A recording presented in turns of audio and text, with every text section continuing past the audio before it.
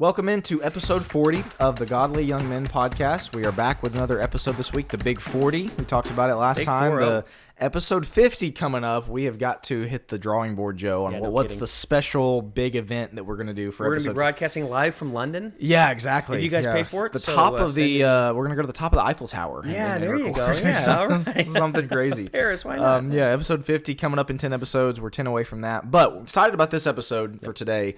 So we are talking. So we did the Andrew Tate episode a few weeks, months, however long ago now. I think it's episode 32. And that one did a little bit better numbers, and I think it's because Andrew Tate is a figure in society. He's somebody that people recognize. They see the name, and they're like, oh, I want to hear about him. There's a guy right now in the sports world who certainly qualifies as making waves. People hear his name, and they read his name, and they want to go read the article. They want to hear what's being talked about. And that name is Deion Sanders.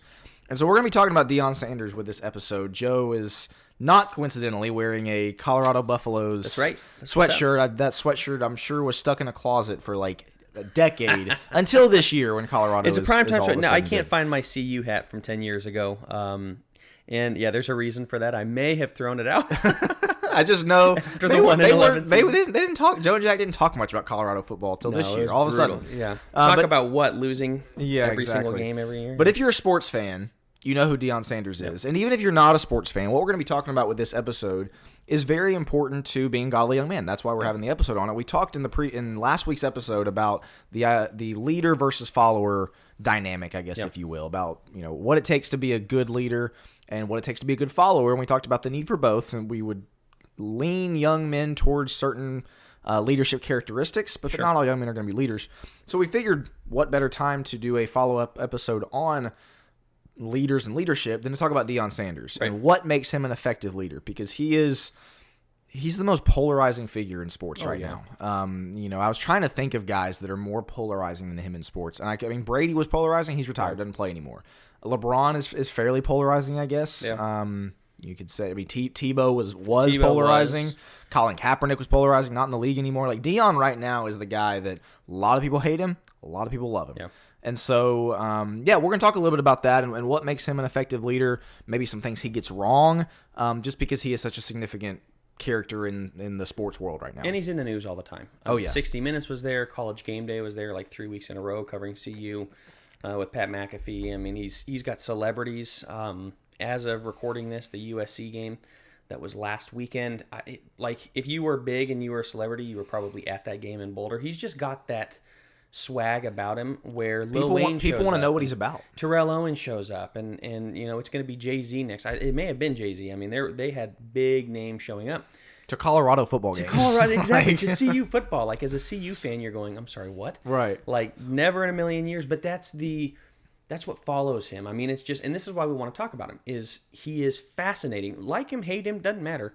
He's fascinating. Yeah. And everybody's talking about him. And he's I'll go ahead and say, he's a good leader. He's he's an effective leader. I'll put it that way. And so that's what we need to get into, what we're going to get into later on in the episode, is what is it about him that makes him so effective? Right. And that's why we're having this episode, because we need to know, following up on last week's episode, what traits, what qualities, what things does Deion do that, make for an effective leader. So a little bit of background on Deion Sanders. For those that don't know, those that are listening that are, who's this guy? Surely. Maybe, LeBron, but maybe I would hope you know who Primetime is. Neon Deion. He is probably one of the best athletes to ever live. And that he's on the very short list of greatest NFL players ever. Yeah. It's like him, Lawrence Taylor, Jerry Rice, Brady, and Deion. Like, there's not a lot of guys ahead of him. Tom Brady, I hate that. I'm sorry. I hate that we put him on that list. I know. But I understand. It's such a bummer. But played for Cowboys, played for Falcons. I think he had a third team. Was it the Niners? He did. Yeah, he played for the Niners. Niners. I mean, all world. Like, amazing cornerback. Played special teams. He played both sides of the ball. He was wide receiver. Briefly, I don't think. Yeah, didn't play a lot of receiver, but he played a little bit with the Cowboys. In FSU, went to Florida State and dominated there. I think was a All-American a couple times there. Hall of Famer. He's got his gold jacket. And he also played nine seasons in Major League Baseball in the MLB. He is. People say Bo Jackson. Deion is, as far as the greatest cross-sport athlete. Yeah. People say it's Bo Jackson. It's not Bo Jackson. It's Deion Sanders. Right. He was amazing at baseball. He was amazing at football. First to go to a Super Bowl and a World Series. Played in both. Yeah. Played in both. And the crazy thing is, so he was, and I was watching stories about him.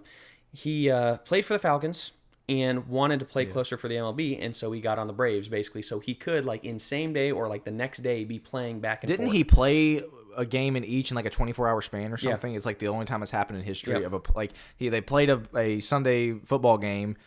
I think it was that same night. I think it was. He I think caught it was a flight and flew into play for the Braves, like certainly within 24 hours, and maybe within 12 hours. I know. That is mind-blowing. To go through an NFL football game. Yep. Anyway, yeah. So, yes, I mean, again, one of the greatest athletes to ever play any sport, really. So, needless to say, he can back it up. And that's really why we give the background, is when you're hearing some of the things that he's doing, yeah. He's not just, no offense, your average Joe. Your favorite phrase. Term, but absolutely. That's just, that's spot on. In the news for no reason. Yeah, exactly. Oh, he played a couple years. He was okay.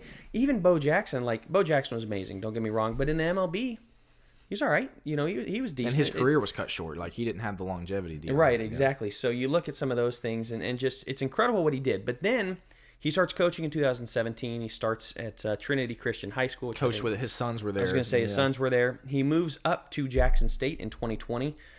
Has 3 seasons and goes 27-6. It was a pretty big news story splash when he went to Jackson State. Because a historically black college, right? HBCU, and he was really trying to put him on the map. And so when he came there, especially with his sons, he turned a failing and flailing program around to where the first season was okay, and then second and third seasons, they barely lost at all. So he obviously has credentials. Now that enters into this year. They hire him at CU. Wasn't it the end of 2022? End of last year? They announced that they hired him. December of 2022. Now CU, you have to realize we had gone 1-11 the year before, and I think we're the fifth worst in all of the FBS, which is 127 schools or something like that. They were in the basement of college football teams. We were horrible. Horrible. One of the worst in the nation, and that includes all of the universities you never even heard of. Right. We were that bad. I think we gave up 30 points on 11 of our games. There was in 6 of those we lost by 30 or more. Something insane. So we lay that out to say CU is horrible. He comes in. We're now 3-2. Yeah, we got blown out by Oregon, no doubt.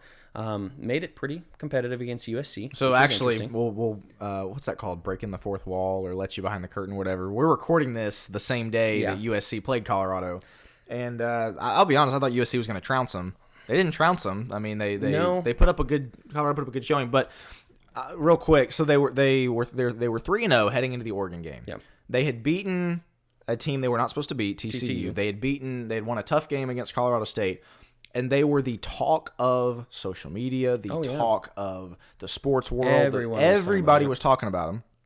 Then they got blown out by Oregon, got curb stomped by Oregon. Yeah. And then now they've lost to USC. So they're 3-2, and people are saying that the shine is coming off. It's just the reason Deion is so polarizing is because there's a lot of people who are rooting for him to fail. Yeah. A lot of people who are rooting for him to get curb stomped by Oregon and rooting for him to lose to USC. And so now with us recording this episode, we've kind of gotten to see both sides. Yep. The bathed in glory on First Take and ESPN Sports Center, and the players are getting interviewed when they're 3-0, and then now the haters and trollers are coming out saying, well, maybe they're not that good, lost 2 in a row. And so we felt it was a good time to record this episode because, again, there's just a lot of things that he does. They're still going to be in the news. They're still going to win. I would expect them to win 8 or 9 games this year. They'll lose to Utah for sure, and they'll lose to do they play Washington this year? I don't think they play Washington, thank goodness. But who's the Beavers? I think they play Oregon State. Oregon State just beat Utah. They do play Oregon State. So Oregon State's pretty good too. So they'll lose a couple more for sure. Pac-12, they chose a bad year because Pac-12 is unbelievable this year. Yeah. For the last year, but. Yeah, to get into that point, though, and really to kind of transition to what we want to talk about why he gets a lot of hate. Why are people so excited that he's getting curb stomped by Oregon? And right, because the moment he came in December, it's we're turning this thing around, and there was a lot of I'm primetime, baby. This is what's going to happen. I'm a winner. We're going to win. And there's a lot of people that are time out. Pump the brakes. Pump the brakes. You have not won anything, and this is one of the worst college programs, and that's why it was such a big deal. So when they were 3-0, it's big deal, all the talk that he had done previously, going back to December of last year, was starting to come true. That's the interesting thing of where we're at now with the 2 losses is he still has that arrogance about him. He still kind of has that swag of we're going to win. I've always won, which is true. I mean, he's got a Hall of Fame. He's won a Super Bowl or 2. He won at Florida State. So he has always his whole won. life has been a success. That's exactly it. So he's projecting that and he's talking about it, and he also has insanely high standards. He comes in. And by the time April spring game came, half the team was gone. I think they had 83 transfers, and he came in, and his first speech to address the team was basically, I'm bringing my luggage, and it's Louis Vuitton, and basically you're going to be out of a job because a lot of people I'm didn't like bringing that. a lot of good kids, and people hated it. Like, how could you do this to a bunch of college kids? They've worked their tail off for their entire life to get to this point. They finally have this at CU, and his point is, you guys just went 1-11. How am I supposed to win with these kids?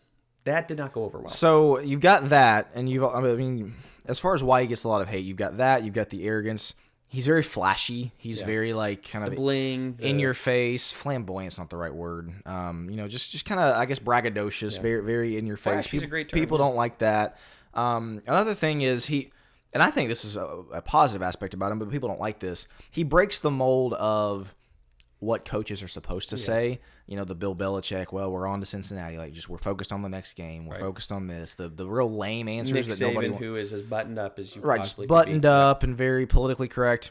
Deion doesn't care. Right. He says, he just says what he thinks, and doesn't care about the political correctness, doesn't care about what he's supposed to say. Yep. He just says stuff, and he gets him into trouble sometimes. So that, real quick, we're going to spend the majority of the rest of this episode talking about what makes him such a good leader. Yeah. Such an effective leader, because, again, there's people that don't like him. There's people that think that he is ridiculous and not a good role model.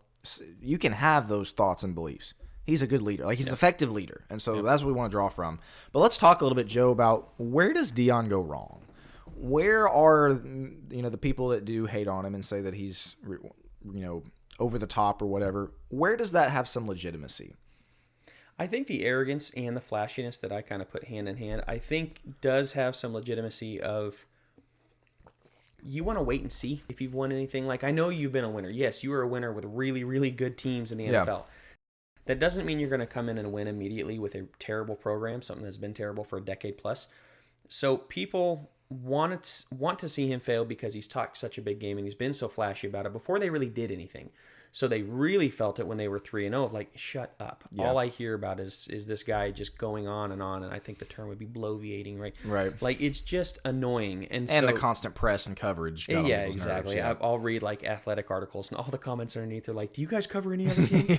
Which is true. There's a ton of articles about him. So the arrogance, I think, is the first place where he goes wrong, where he wants to project before really anything is even happening. To that point, one of the things I was going to bring up is watching some college football, even some NFL, and he and his boys are on quite a few commercials. Yeah. Quite a few. They got quite a few endorsement deals where they're on TV, and listen, they're making money from that. I'm never going to say, you should make less money or whatnot. I get that. It's cool. It's a family thing. I do kind of think that adds to the, I guess, annoyance that people have. Yeah. It's man, you're on a couple commercials, you're in our face all the time, and you haven't really won anything yet. Right. So that part I get of kind of yeah, you've got the confidence and charisma, which is a good thing that we'll get to later. Yeah. But you kind of need to prove something first. You kind of need to back it up first. And that's something us godly young men can learn from. Yeah. We're the biggest believers in confidence out there. We have talked about that ad nauseum on this podcast. Yep. At some point, you got to realize, let your game do the talking, so to speak. Sometimes. Yeah. Let your actions do the talking. Other people will be able to see that person's really good at what they do. You don't have to tell them. Right. You know what I mean? Right. that guy's really got it going on in XYZ category. If you're doing all the talking and boasting and bragging and all that before you said whatever it is, XYZ, people are going to look at you why don't you back it up first? Right. You know what I mean? Why don't you show me? It's kind of I think it was a Margaret Thatcher quote that I'm going to butcher. But the idea of if you have to tell me that you have power, do you really have power? Yeah. You know what I mean? If you have to tell me how great you are you really that great? How about you go out and just prove that you're great, and then after, I don't really condone arrogance after either. Obviously, that's not a godly trait. But after, maybe you can talk about, we had a really good game. And I think there's a difference. And this is an interesting point. We've talked about this a little bit. There's a difference between the arrogance of I'm amazing and look at me and all this. And I think he gets into some of that. Versus the false humility of, I'm just not that great. I'm just not that great, or I just got lucky. No, you have again, you've worked your tail off your entire life to get to this point. You performed on a big stage. There ought to be some accolades and some I've worked really hard for this moment, and God came through, and I came through in the clutch or whatever it is. I think there's a way to do it appropriately. Where he goes wrong is, first off, he does it before they come through in the clutch, and second off, even after. I feel like there's a lot of look at me. Whereas my favorite sport being hockey, Look at my team, right? My bros, whatever it is. My line mates, my teammates were passing me the puck all day long. So there's just a difference in how and who gets the spotlight. It's very tough because if Deion was a buttoned up, politically correct, I mean, he wouldn't be that interesting. Like, you know what I mean? He'd be a dime a dozen like every other coach that just says the right thing every time. And so it kind of goes both ways. I guess the point with this one is like, look, he goes wrong in some areas, and we as young men need to be able to look at people, even people who we can say like we think Deion is. He's a really good leader. Yeah. Maybe don't emulate that trait. He can go over the top with it. Yeah, maybe don't follow that particular example. I mean, goodness, you see that even with people within the church that you might respect. Like that's a really godly man who I respect in these areas. Maybe this one I don't. Like maybe exactly. He can't be perfect 1,000%. Yeah, exactly. Like there's not everything you're always going to emulate. So let's go ahead and get into, because we're 15 minutes in already, what makes him a great leader? Yeah. What is it? Because there is no denying that he is one of the best leaders in sports right now. Yeah. I think Andy Reid is an incredible leader in sports. Say what you want about Saban. He's a good leader. Yeah, he does really well. Obviously, I was going to say Belichick, but they haven't been great lately. Yeah, so I'm not even going to bring him up. I know, I was trying to think of... I can't even think of anybody in basketball. Like, Popovich is a joke to me now. So, really, you've got Andy Reid, Saban, and Deion as, like, the most effective leaders. John Cooper, but that means nothing to you in the hockey world. Never heard of him, yeah. Most people have not either. No, so let's get to, Joe, I'll let you get into this first one, because you were actually kind of getting into this with your story about his first press conference. What makes him an effective leader? Get into this first one. Yeah, he doesn't buy into the fair and equality myth that we see in the culture a lot of, these guys, they're good kids and we just need to give them a chance. Like, you went 1-11 and were one of the worst teams you don't deserve in a chance. the nation. How do you think, like, if you took the same kids, is any coach going to be able to take the same kids and win with that? Probably not. He's smart. It goes to your point of, he didn't mince words. He comes in and goes, basically, you stink. You're not good enough. You're not good enough. Yeah. And prove to me that you're good enough. And this is where we get into the fair. What's fair? I think he's providing a quality of opportunity, not a quality of outcome. And this is where we're seeing it in the culture a lot. And socialism is all into like, we all need to have the same outcome. No. Some are willing to work for it. They still have guys that were on the team last year, but they prove their worth to him. And I saw something else where they were coming together for the numbers. I want this number. I want that number. No. You're going to earn your number. Yeah. And if somebody else wants your number, you better outperform them. Because whoever outperforms one another in camp, they get to pick the number. That's so politically incorrect these days, and that's so not equality focused. But it's real, and it's raw, and it's honest, and this world is craving that. Well, whenever I saw the video of him basically saying, yeah, you guys aren't good enough, people cringe at that, but God blesses people with more talent, and that's just the way the world is. Like, I would love to be an NFL athlete. I'm not talented enough to be an NFL athlete, and I understand that. You know what I mean? Like, I don't think it's unfair that I'm not an NFL athlete. We have to understand that there are things that, that's just different gifts, different, to say that, I'm sorry, I'm going to give the position on the team to the person who's more talented and obviously works harder, but goodness, talent and ability has to play some role. Right. That's not wrong. His job is to win. Yes. People lost focus of that. Like, his job is to win. If he comes in and goes, let me give you a pat on the back, and I just don't want to hurt your feelings here, he's going to lose, and he's going to be out of a job in a year because he's going to go 1-11 again with the same team. Yeah. You can't put it all on the coaches. He even had that in the 60-minute interview. Like, look, you can't just put this all on the coaching staff. Yes, there was turnover in the coaching staff, but the team went 1-11. The team, like the players, bear a lot of that responsibility for that. They're the ones playing the game, right? Correct. And so, once again, they flamed him for it, but that's the point, is his job is to win, and he recognizes the purpose, and that's what a great leader does, is recognizes the purpose and the fair and equality. We're here to do a job. Therefore, we're going to choose the best people, the most skilled people, and the people that work the hardest to get that job done. That's exactly what a good leader does. So that's what and again, to bring it back to what makes an effective leader, if you're a manager, a leader of a corporation, yes, strive to be fair, but everybody's on an equal playing field is a myth. That's not true. Right. Like, it's not how the world works. It's not how the world works. People have different talents and different abilities and different experience, skill, all these things to where you're not equal. Be fair. I don't know if I should have put the word fair in there because I think everybody should try to be fair. Yeah. But, again, we're at different levels. And so it's the responsibility of the leader to use people in the best way to get the job done, which for Deion is winning college football games. People didn't think he was fair when he chose his son as QB, right? Shadir, like, oh, great, it's nepotism. That's not fair. What about the other QBs? And then all of a sudden they show up at camp, and it's like, oh, wow, he's really good. Like, he's really, really good.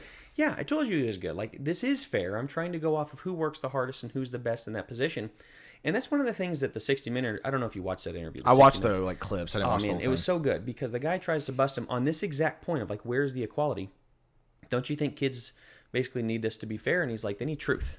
Yeah, they need truth. That's such a good point. Yeah, and he's like, the world, there's all sorts of, everybody's trying to bend the truth. The truth is, this is where we're going. The truth is, you're not good enough, basically. Like, kids need to know the truth, and that will set them up later in life. And so a leader, coming back to this point, a leader is somebody who doesn't mince words, fair, doesn't have to be a jerk about it, but at the same time is willing to push the truth, is always willing to stand on the truth, and that's better for those kids in the long run. You weren't good enough to make it on CU. That'll cause you to work harder at the junior college you go to, that, maybe you'll work your way back into a Division I team. That's just the truth of the matter, and that ultimately benefits them instead of coddling them and making them think they're something they're not. And we've talked about that a lot as being a godly husband, father, all those things, man. Don't shy away from the truth because it hurts feelings. All right, so the second thing, what makes him such a great leader? He demands a high level of effort, but a high level of effort that's not unrealistic. So there's an interview. So they had a 5-star defensive back, a 5-star prospect cornerback who was committed to a different university who they flipped, and he committed to go to play for Coach Deion in Colorado. Cormani McLean is his name. Well, he hasn't gotten a lot of playing time. Hasn't been on the field very much. And Deion was asked about that. Basically, why isn't he on the field? Why isn't he getting the playing time? And Deion kind of went on a rant about how this dude doesn't watch film. This dude doesn't show up to meetings. This dude doesn't work hard. Basically, I don't care how many stars of a prospect he is. I don't care how allegedly gifted or talented he is. Put in the work. And it's one of those things that's like, man, is that harsh? No, it's not harsh. That's realistic. That's what he said. He said, watch film, show up to meetings, be there to study and to prepare. That's not unrealistic. Right. They're playing college football. It's what they're supposed to be doing. And so, again, a lot of people were kind of taken aback by that. Like, man, he's calling this kid out. And he's like, yeah, he's calling the kid out because he is so gifted, 5-star talent, who's not putting the work in, who isn't preparing. One of the things I thought was great was he had his whole coaching staff involved because the coaching staff, they get to see how much film you're watching, right? They can log the time. Hours or whatever. Yeah, exactly. How many hours of film. And so you show up to practice on Friday or whatever thinking you're prepared. You haven't watched film. And so the entire coaching staff has his back to say, no, they're coming going, hey, he hasn't watched any film today. Instead of covering for him, you got somebody like that. Deion is, from the top down, has this idea of you're going to work hard.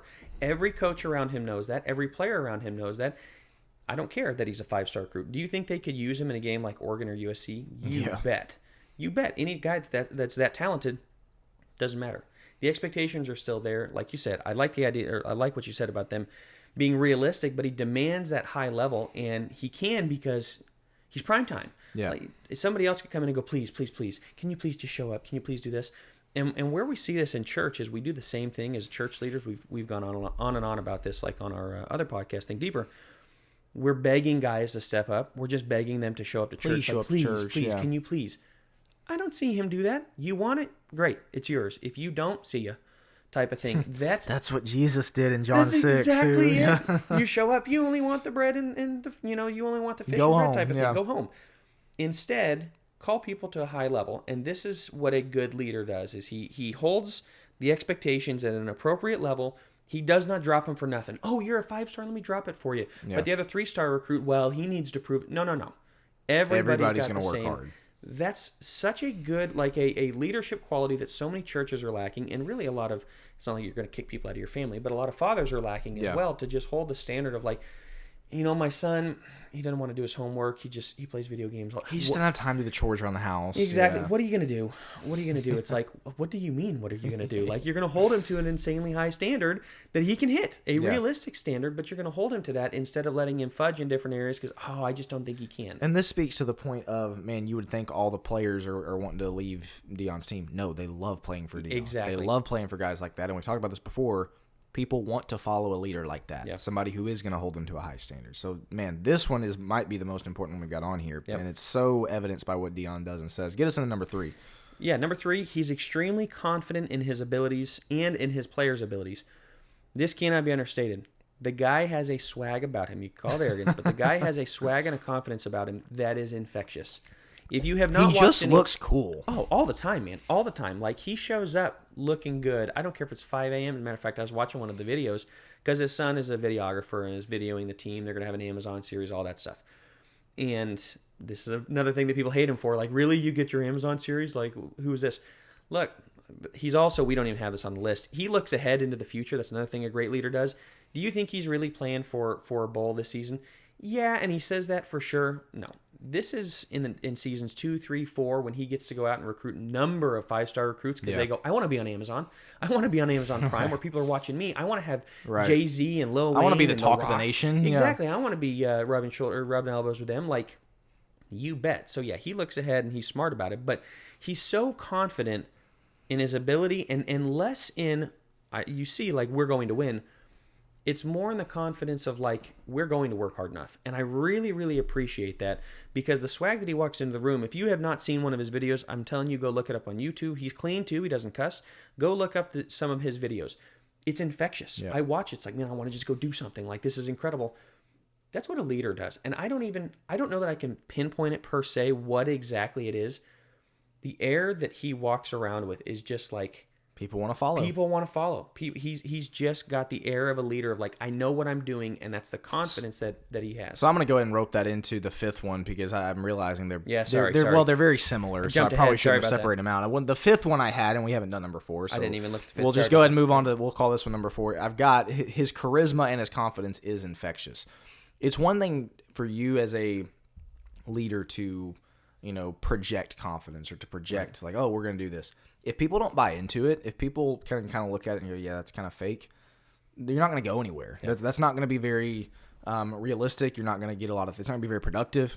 That's not the case with Deion. Like you said, you just watch his videos and it's like, oh my, I want to play for Colorado. Like I want to be coached by this guy. Like people want to. And man, this is common sense, basic about leadership. People want to follow optimistic, energetic, charismatic, competent, driven people. Yeah. That's who they want to follow. And we talked about the church leaders. There's a lot of church leaders that aren't any of those. Right. A lot of fathers, unfortunately. Yep. They're not any of those. They're not optimistic. They're not driven. They're not energetic. They're not charismatic. They're not any of those things. Yep. This is why we spent so much time last week talking about traits that you need to lean into as a young man, regardless of if you're going to be a leader of a company or even an elder because of your family. Man, people want to follow charisma. People want to follow, again, people who are driven, people who are energetic and optimistic. You watch a Deion video and it's like, tell me what to do, I'll do it. Yeah. That's the effect that he has, and that's something that, again, if you're a father, an elder who you're the opposite of those things, pessimistic, lack of energy, no real drive, just kind of keeping the status quo, man, people are not going to want to follow. Do amazing things and feel amazing about it. That's something that is, again, that's a Deion quote. It's look good. If you look good, you play good. You play good, they pay good. Yeah, that's right. Look good, feel good. You feel good, you play good, they pay good. That's what it is. That's the Deion quote. I love it. But we kind of go against that of, if you do amazing things, again, shucks, boy, I got lucky. You're going to have a really tough time having the confidence to carry anybody forward into the future if you just think that you just got super lucky. Yeah. No, you really put the work in. And this is when did you see that quote after got blown out by Oregon? And he's like, these teams seem to think that they're playing me. They're playing my team. You don't play me. He's like, I already got my gold jacket. Like, I'm already a Hall of Famer. I've already done that. Yeah. And so it was just one of those quotes of, like, it's kind of funny. And yeah, this is where the arrogance, quote unquote. But it's the idea of, like, I know that I've already achieved this. Therefore, the competence is there. If he came in as anybody else, because people are like, well, he's changing the name of and changing the game of college football, that you're going to have a lot of people that come in and use the transfer portal. Nobody is primetime Deion Sanders. I'm sorry. Yeah. Nobody has his coolness. Nobody gets the ads that he gets. Nobody has the infectious charisma and confidence. Exactly. Yeah. Nobody has it. So to replicate it is almost impossible. He's got an entire career to back that up. He's got his time at Jackson State. He's got his time in the MLB. He's got his time in the NFL. He's got his time at Florida State. Right. Like, he's got so much on his resume to back that up. As leaders, gentlemen, that's what we're looking to do, is we want to have things on our resume, so to speak, to let us know, I know I can do this. And so when we're going to lead a church, man, I've been a leader in the church. I've been doing things since I was young. I stepped up and I've been speaking and I've been praying for people and I've been visiting people and I've been doing all this. Therefore, there's this infectious, competent, charismatic leadership that ought to follow that. And we shy away from it so much because we go, that's arrogance. And we look at it like charismatic or charisma leads into arrogance. Like, what's the dividing line there, right? What's the boundary? I think as long as it's look at me and how amazing I am. Showboating. And exactly. Right. We want to give the glory to God, ultimately. However, and I should have looked it up before. Isn't there a proverb? I know Jack's brought it up before. let another man sing your praises, basically. Like, Right. don't talk about how great you are. Right. But we're talking about the ability to walk in and go, I know what I'm doing.